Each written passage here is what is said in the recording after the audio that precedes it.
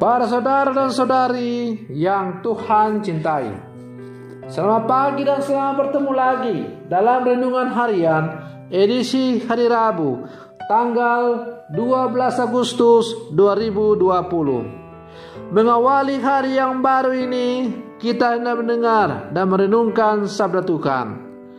Marilah sebelum kita mendengar dan merenungkan sabda Tuhan, kita berdoa. Dalam nama Bapa dan Putra dan Roh Kudus. Amin. Allah Bapa, sumber kasih setia, bukalah kiranya hati kami agar pantas menerima kerajaan-Mu. Kami mohon berilah kedamaian yang sudah Kau janjikan kepada siapapun yang mau mendengarkannya.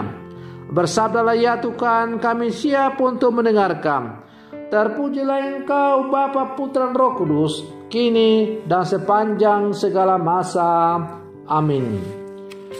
Para saudara dan saudari yang Tuhan cintai, sabda Tuhan yang hendak kita dengar dan kita renungkan bersama diambil dari Injil Matius pasal 18 ayat 15 sampai 20. Tuhan sertamu. Inilah Injil Tuhan kita Yesus Kristus menurut Santo Matius. Sekali peristiwa, Yesus bersabda kepada murid-muridnya, apabila saudaramu berbuat dosa, tegurlah dia di bawah 4 mata. Jika ia mendengarkan nasihatmu, engkau telah mendapatkannya kembali. Jika ia tidak mendengarkan dikau, bawalah seorang atau 2 orang lain, supaya atas keterangan 2 atau 3 orang saksi, perkara itu tidak disangsikan. Jika ia tidak mau mendengarkan mereka, sampaikanlah soalnya kepada jemaat. Dan jika ia tidak mau juga mendengarkan jemaat, pandanglah dia sebagai orang yang tidak mengenal Allah atau seorang pemungut cukai. Aku berkata kepadamu, sungguh apa yang kalian ikat di dunia ini akan terikat di surga, dan apa yang kalian lepaskan di dunia ini akan terlepas di surga. Dan aku berkata kepadamu, jika dua orang di antaramu di dunia ini sepakat meminta apapun, permintaan mereka itu akan dikabulkan oleh Bapakku yang di surga. Sebab di mana ada 2 atau 3 orang berkumpul demi namaku, aku hadir di tengah-tengah mereka. Demikianlah Injil Tuhan.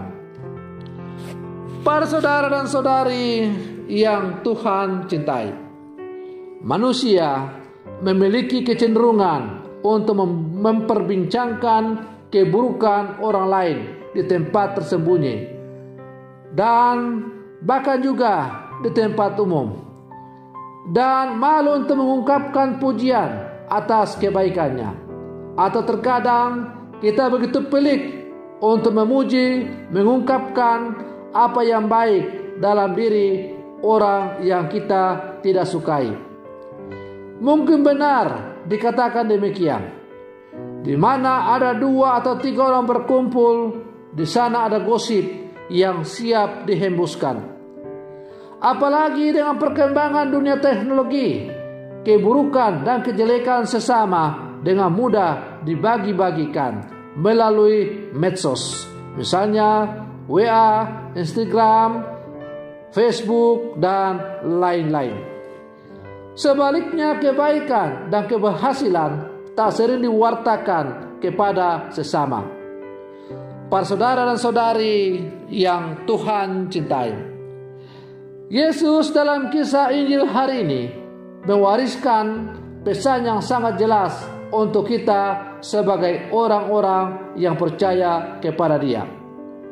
Setiap keburukan yang dilakukan oleh manusia tidak boleh dijadikan cerita untuk dikisahkan kepada orang lain. Sebaliknya, yang perlu dilakukan adalah menegur secara 4 mata. Sayangnya, kita lebih sering hadir sebagai hakim yang memberikan penilaian dan vonis atas keburukan atau kejahatan orang lain, daripada datang sebagai teman yang menawarkan nasihat dan teguran persaudaraan. Para saudara dan saudari yang Tuhan cintai, dalam bacaan Injil tadi, Yesus dengan tegas mengatakan, bila mana ada saudaramu yang berbuat salah atau dosa, maka tegurlah dia di bawah 4 mata. Artinya berbicaralah face to face untuk saling mengoreksi diri. Bila mana ia tidak mau, maka boleh panggil 1-2 orang untuk menambah kekuatan untuk memberikan nasihat. Apabila ia tidak mau, maka boleh dipanggil orang lebih banyak lagi untuk memberikan nasihat supaya saudara kita yang tersesat itu kembali ke jalan yang benar. Kalau semua jalan sudah kita tempuh dengan pelbagai macam cara, segala pendekatan kasih sudah kita lakukan, tetapi orang itu tidak mau untuk bertobat atau tidak mau berbalik ke jalan yang benar, maka ya sudah, biarkanlah dia.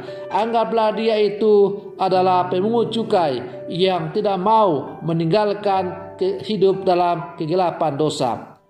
Para saudara dan saudari yang Tuhan cintai, bila mana 2-3 orang berkumpul dan meminta sesuatu kepada Tuhan, maka Tuhan pasti akan mengabulkan. Apa yang diikat di dunia ini akan terikat di surga, dan apa yang kita lepaskan di dunia ini akan terlepas di surga. Dengan demikian, Tuhan memberikan kuasa kepada gereja melalui orang-orang pilihannya untuk mengikat atau melepaskan apa yang dibuat oleh manusia. Oleh karena itu, hendaklah kita sebagai orang-orang yang hidup di zaman sekarang, bila mana kita jatuh ke dalam dosa, jangan pernah kita menjelek-jelekan atau menghembuskan atau menceritakan kejelekan atau dosa sesama kita itu. Sebaliknya, kita harus berjuang mencintai dia dengan sepenuh kasih dan mengajak dia untuk kembali ke jalan yang benar. Kalau kita berhasil membawa dia kembali ke jalan yang benar, maka kita bukan hanya menyelamatkan dia, tetapi kita juga menyelamatkan diri kita dengan jatuh dalam dosa yang tidak dikehendaki oleh Allah, misalnya dengan menggosipkan orang. Para saudara dan saudari yang Tuhan cintai, marilah sebagai murid-murid Yesus yang hidup zaman sekarang, kita berjuang untuk selalu membawa damai dalam kehidupan kita. Janganlah kita menjadi pemecah belah dalam kehidupan bersama yang mengakibatkan akhirnya manusia hidup dalam permusuhan. Sebaliknya, hendaknya orang-orang Katolik menjadi rasul-rasul pembawa damai, pembawa cinta kasih dalam kehidupan ini, supaya orang semakin hidup sesuai dengan apa yang diharapkan oleh Tuhan. Semoga demikian. Selamat pagi. Tuhan Yesus memberkati.